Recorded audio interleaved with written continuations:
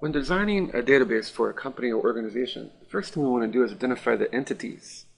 And those are the objects, the real world objects in that organization or company, and the things that those objects interact with.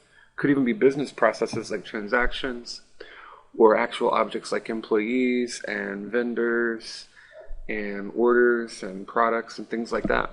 So these are the kinds of entities that would be a part of the business or the organization, and therefore those are the kinds of tables that we need to create.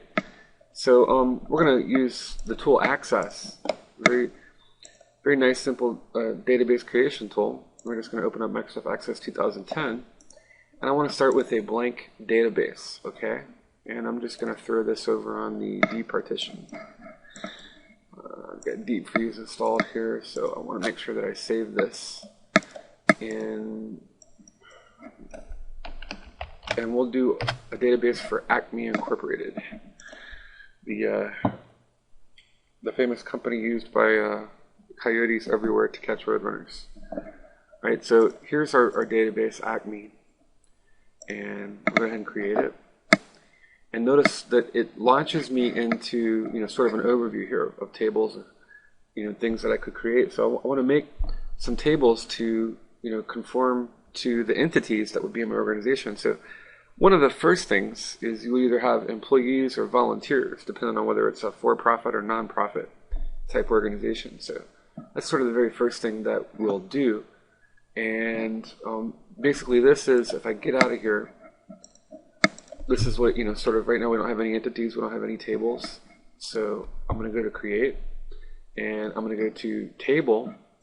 And when I do that, it throws me into Design View. If you look over here, there's multiple views. But in this case, this would be Design View here. And if I were to save this as employees,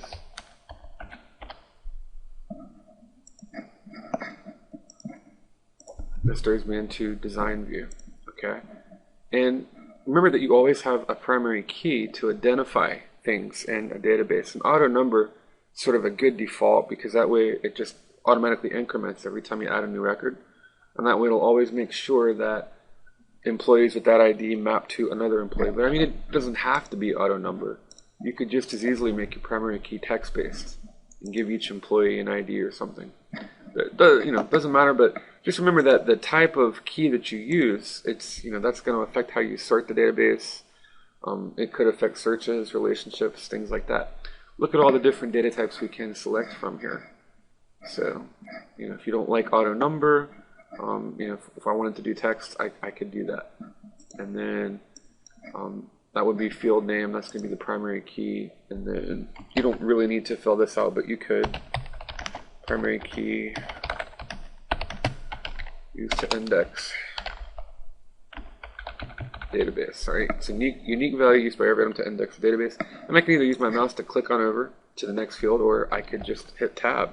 You can tab through here. And so what are some things that would apply to employees? Well, there's last name. Of course, that would be text. I'm just going to tab. There's first name. And I want to do those as separate field values, so I can do separate sorts and searches on them. I wouldn't want to just lump them all together, right? What are some other things that correspond with employees? So we have an employee ID, and that's called ID. Why don't we call that emp ID? Emp underscore ID, there you go. Oh, what the heck, we'll just, that way, it'll be less cryptic, I suppose. Might be easier to learn something new if it's less cryptic. So, last name, first name, let's do street address. Well, again, that'll just all be text-based. City, state, and zip, of course, goes with that. And we want to be able to sort on separate fields. So once again, we're not going to lump those together. We're going to use separate fields for this. We might choose other personal items of information, such as maybe I want to insert a field here, and we're going to call it Social Security number. Again, we could just do that as text-based. The date they're hired, okay, we could do that. And this would be a different data type. As far as an object, we'll use a date-time object. And are they a citizen It might be important for some employers who do a lot of outsourcing. So whether or not they're a United States citizen, and then that's just a Boolean value. They either are or they are not, so yes or no, true or false, just Boolean. So different data types, and we talked about that before, just sort of an illustration of implementing that or using that in the employees table. Okay, so once we've done that, I want to save it. I'm going to click on the X here. Do you want to save changes? I'm going to say yes. And now that I've done that, if I right click and whereas this is design view, where I can specify the data type and the field name, remember that fields are basically just attributes, characteristics of a table, which defines an entity. In programming or code, that would be a class. And if I just double click, this opens it up in normal view, where I can enter data or sort of data entry mode. Okay, so let's say that for my unique ID, I was going to do 001 for this record. And I'll put myself in here. And my social security number.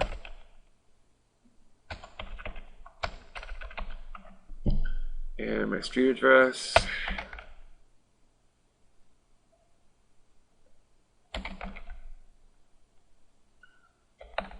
G Street, Daytona Beach, Florida. 5124. Date hired. When was I hired for the fictitious Acme company? Let's say I was hired on July the 19th of 1999. How about that? Yes, I'm a U.S. citizen, and then we go on to our next employee.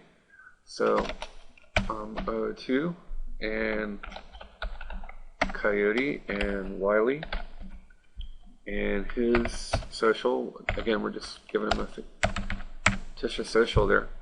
And where does he live? Somewhere in Arizona, probably.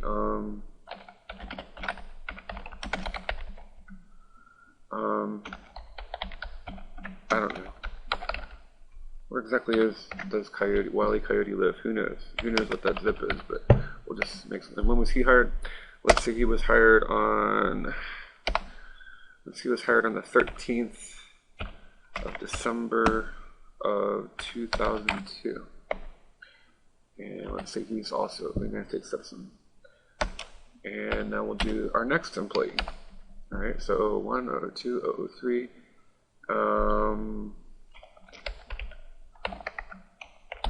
Road runner. And okay. And he also lives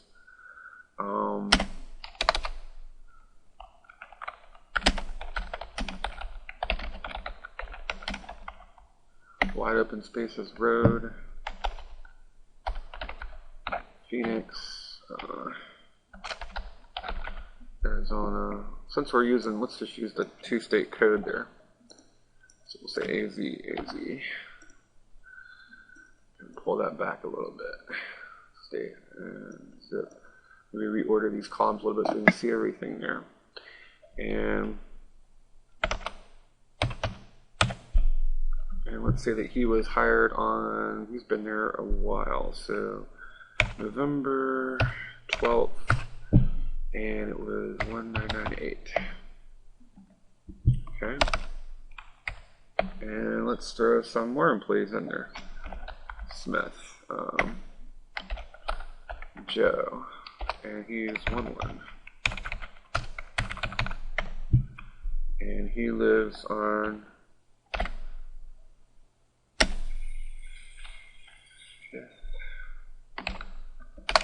lives on 5 Maple Street, and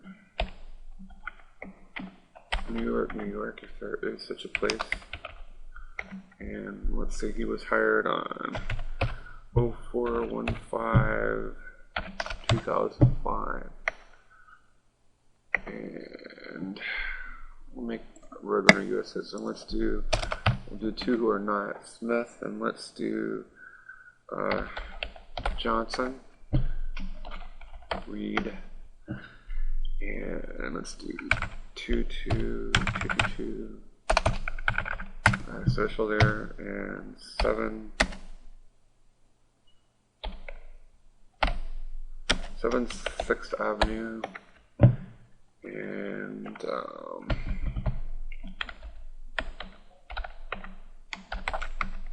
Chicago, Illinois, and let's say the 10th of August,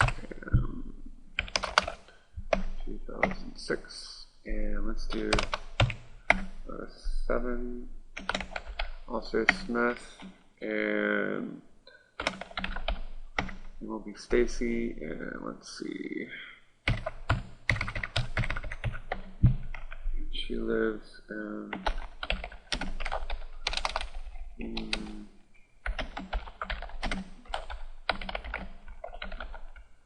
Nine Orange Blossom Trail, Orlando, Florida.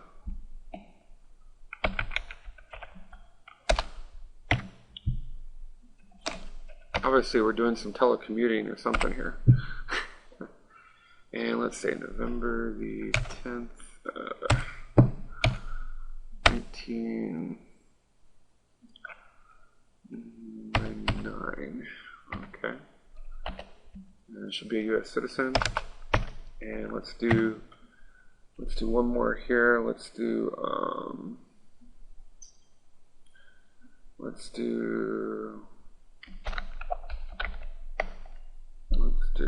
see. We'll do Jenny Jackson. Jenny Jackson and Stacy Smith. How's that? So let's do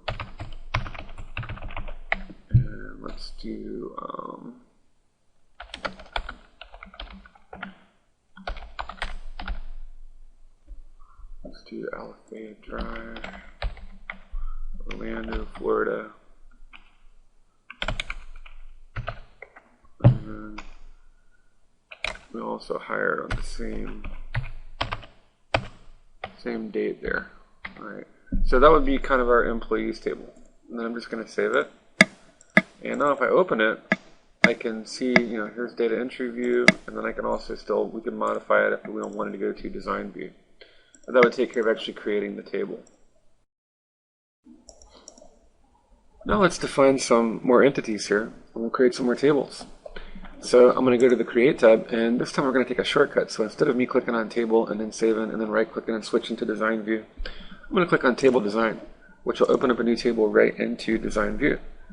And so the very first thing we need to do is basically set up a primary key value. So I'm going to have one called vid for vendor ID. We'll make that text, and I'm just going to right click and make that my primary key there. So that's a vendor. And then I want to show you something. I could just put name here, but the problem is that's a keyword. There are certain keywords in Access, as well as any programming language. There are certain variables that you would not want to create a variable with that name, because it's the name of a specific data type or variable that already exists in like C++ or Java or Visual Basic, or in this case Access. So watch what happens. If I hit Tab, Access is going to warn me. The name you supplied is a reserved word. Reserved words have a specific meaning to Microsoft Access. If you use a reserved word, you may receive an error when referencing to this field. So I could override it and click OK, but if I did, I'm going to end up having problems later. So I don't really want to do that. So what I can do instead is, why not just vendor name? Okay, be a little bit more lengthy there, but vendor name, and then I might put another field in here for phone and address, and that's all we'll do. And then maybe one more field in here for maybe one more field in there for rep or something. We'll just do all text there. All right, and then I'm going to say yes. I'm going to say, so these will be some of the vendors that we deal with. So there's an employees table, there's a vendors table. All right, I'm going to right click, and I want to go ahead and define some more entities now. Now we need to think about other entities in relationship to the Acme Corporation or company. So we're going to take a look at payroll. And again, I'm going to go to create, and I want to build a table based on one of my entities. So I'm going to shortcut, go right to table design view. And I'm going to do two tables. One's going to be for figuring out like the bi-weekly payroll, in which case Acme pays bi-weekly, and the other one will be for figuring out the wage information for hourly employees versus salaried employees. So let's do the wage information first, and of course we'll want to have this specified for every single employee. So I want to use the same key name there that I used in the employees table, and I'll specify that as my primary key. And I'm going to go down and I'm going to specify whether or not they're salaried. And this is going to be yes and no.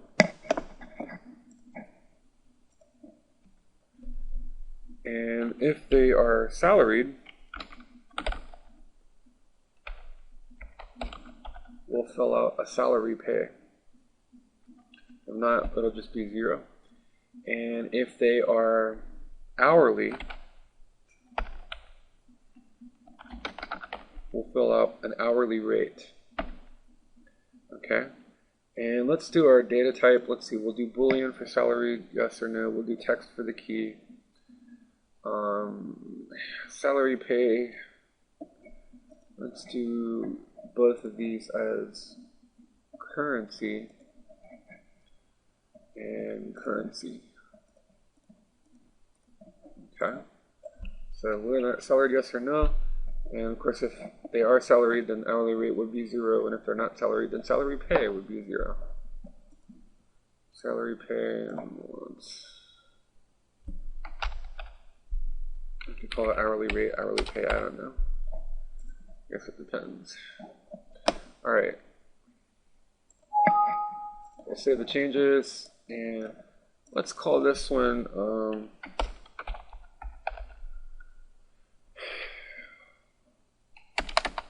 pay type, payroll, pay type, payroll type, payroll type.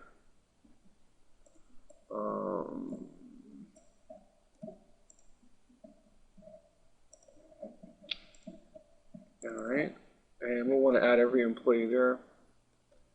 And let's go ahead and add we'll add our employees in. So 001 all the way we had to 008.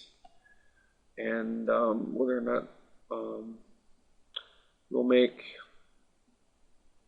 him non-salaried, so his salary pay is not going to be anything. And let's say I want to make $100 an hour, woohoo! And 002 will be salaried, that's Wile E. Coyote, and he makes $2,000 a week for trying to catch the Roadrunner, but no hourly pay. And 003 will be, Roadrunner will be salaried, and he makes the same. And 004, Joe Smith, let me go up here and make sure I mark that salary. Joe Smith is not salaried, and let's make his hourly pay 25. Let's see, 005 for Reed Johnson, we'll make him hourly and not salaried, and he'll be 45. And 006, who was 006? We don't have an 006, we got an 07, Stacy Smith. No 006, there was just an 07. Stacy Smith, she'll be salaried, and her salary pay will be $3,000. And then there was Jenny Jackson, 008. She's salaried, and she makes $3,200. And no wage rate, no other wage rate there. So let's see, 1, 2, 3, 4, 5, 7, and 8. We'll just fill out information for all of our keys there. So I have employees, and then they'll have a payroll type, and there'll be a relationship between employee ID here and employee ID here. pull that out some. We'll save the changes. And vendor name. Haven't filled that out yet, but that'll be for our vendors later. So we have payroll type, employees. Let's do payroll bi-weekly. So it'll be our next entity or relationship there. So I'm going to go to create and make a table in design view. And this time for our key, again, this will keep track of their, the amount of time that they put in, week number, and the hours that they work. So it'll be employee ID, make use of the same primary key, text-based. I'm going to right-click and make that my primary key. And then we will we'll have week number, and that's just going to be a number format, so text number format. And then we're going to have the hours if they were hourly. And again, we can make that number format, okay? This will just be used to keep track of the hours worked by the hourly employees. It doesn't really apply to non-hourly employees or salaried employees, but the hourly employees. And so I'm going to say yes, and I'll call this payroll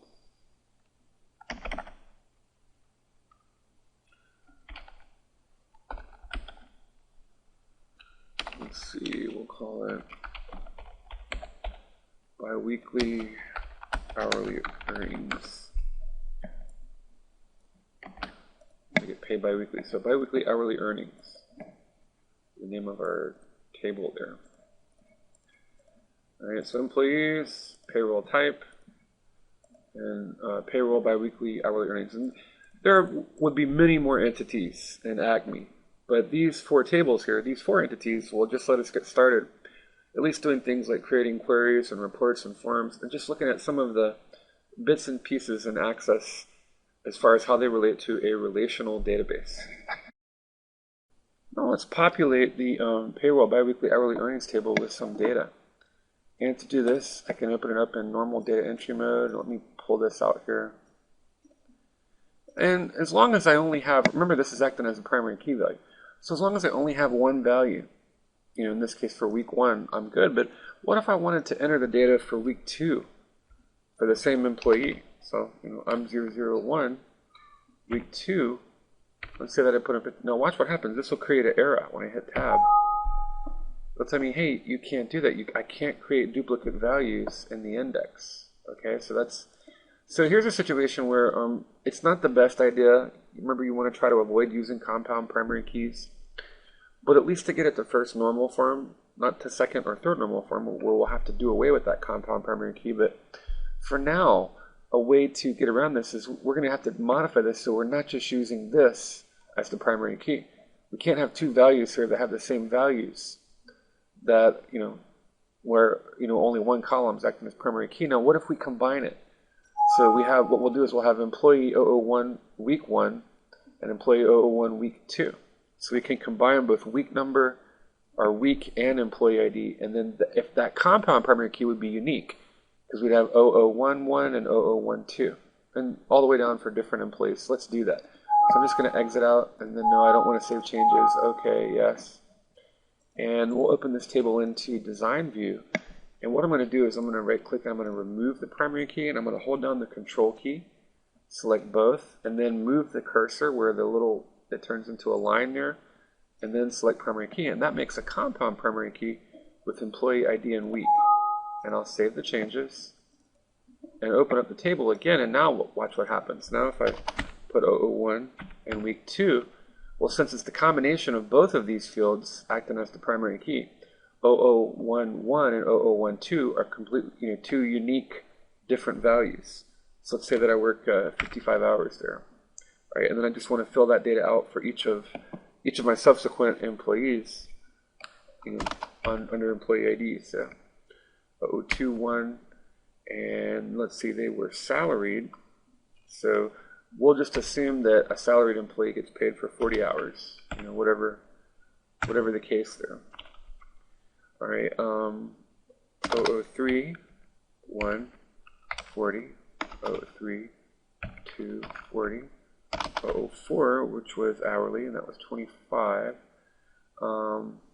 01, and let's say they put in 40 the first week, and 004 puts in 45 the next week, and 005 was hourly. Let's see, week 1, let's say that they put in 50 hours the first week, and 005, week 2 puts in 55 hours the second week, and 007 was 007. Week 1 was salaried, so 40